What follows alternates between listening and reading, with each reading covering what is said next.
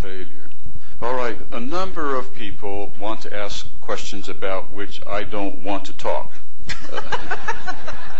So there they all are. But out of respect to you, I will summarize these questions. How does honoring, celebrating Sabbath relate to discussions regarding the age of the earth and creation, evolution, and that sort of thing? Must one believe in a literal creation of 7 contiguous 24 hours of periods of time about 10,000 years ago, have any reason to celebrate the Sabbath? Now, I don't want to talk about that. I know none of you want to talk about it, but at least I put it out there. Anybody want to take that? Well, I don't want to answer that question directly, but the Seventh-day Adventist outlook has a challenge because Adventists are anthropological monists. We don't believe in the soul-body dualism.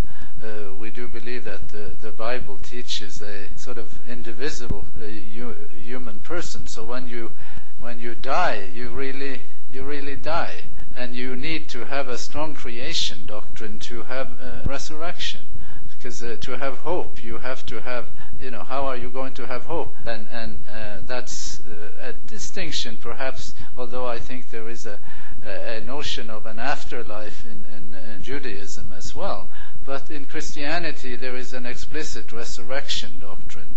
And it seems to me, whatever we do with that other discussion that Dave doesn't want to have, whatever we do with that discussion, one should perhaps shift the emphasis to the New Testament, that there is a sort of New Testament outlook on creation. And in the New Testament outlook on creation, and I have a couple of pages on that, in 1 Corinthians, there is a notion of, Paul is saying that we shall not all sleep, but we shall all be changed in a moment, in a twinkling of an eye, at the last trumpet.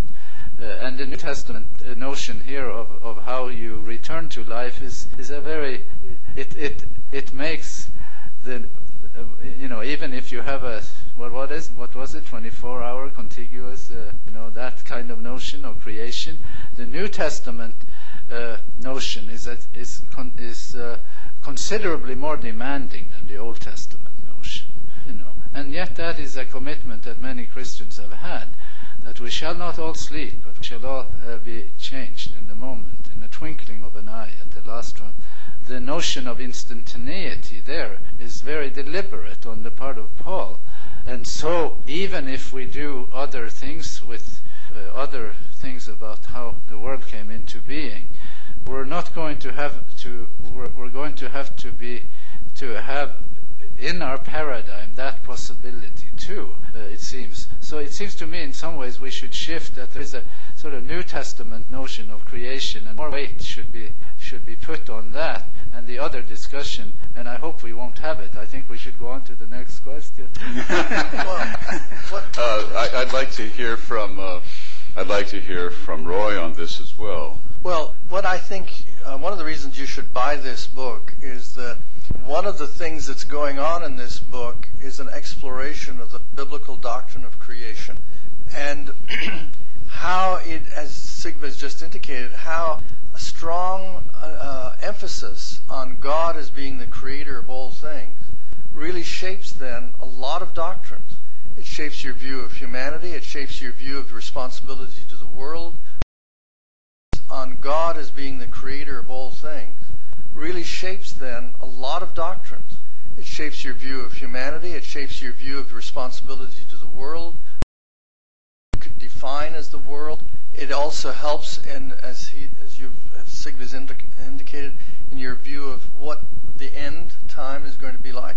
So the doctrine of creation is terribly important, and it's something that is explored in this book that goes way beyond the specific questions that were emphasized.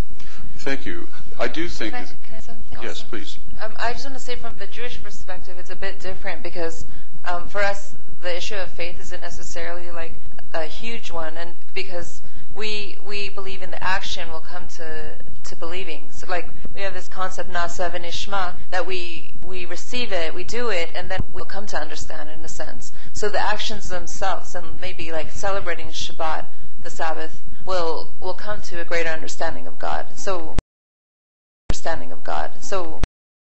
faith isn't necessarily, crucial to. Is there a tight link between keeping the Sabbath and specific view of the origins of the universe and the history of the planet and life and so forth? Or do people with diverse views on that still come together on the Sabbath?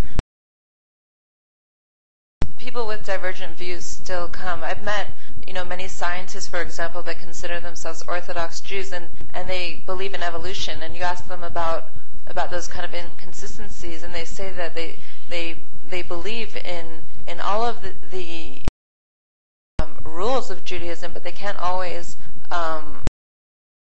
believe in the same, creationism and other ideas. But in Judaism, we say, we accept everybody, and maybe you'll come to believe later, for example. Okay. So it's not necessarily necessary. All right. Luke has a question. I have a comment. Luke has a question. Then maybe we have time for everybody to make a final statement. Here is my comment. If I were the devil, I would do everything I could to distract Seventh-day Adventists from humanity, keeping them up all night long on the internet, being origins.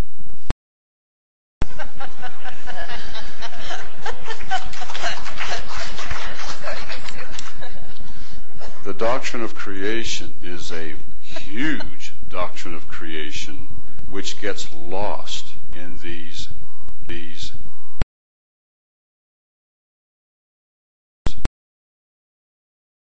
as they so often occur nearby here. So let's have a bigger world and not get stuck on that issue.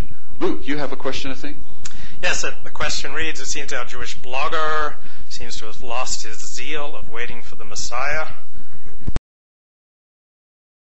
And the person writes, it may be well to remember in his own people's history how when faced with a physically defenseless possibility, humanly speaking, the Jewish king presented it to the Lord, and with no human intervention, Sennacherib's army was destroyed. I don't think Seventh-day Adventists need any prompting about the virtues of passivity and having faith in God, and I assure you that if I am led into the gas chambers one day, that like the Jews who preceded me, that I too will be singing Ani Mami, I believe with perfect faith, that though he tarry, God will eventually send a Messiah. There are certain things that Judaism instructs us that we do well not to think too much about. What happened before creation is one of them. There are so many. The Messiah doctrine is a fire doctrine that whoever has touched it in Jewish history has tended to get burned. So there are some things like creationism.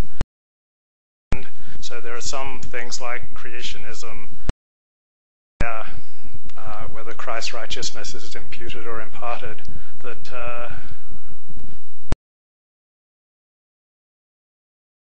they're a fire that consume people and distract them from the very real, very present questions that are challenging us right now and tomorrow and for next week and next year. Okay.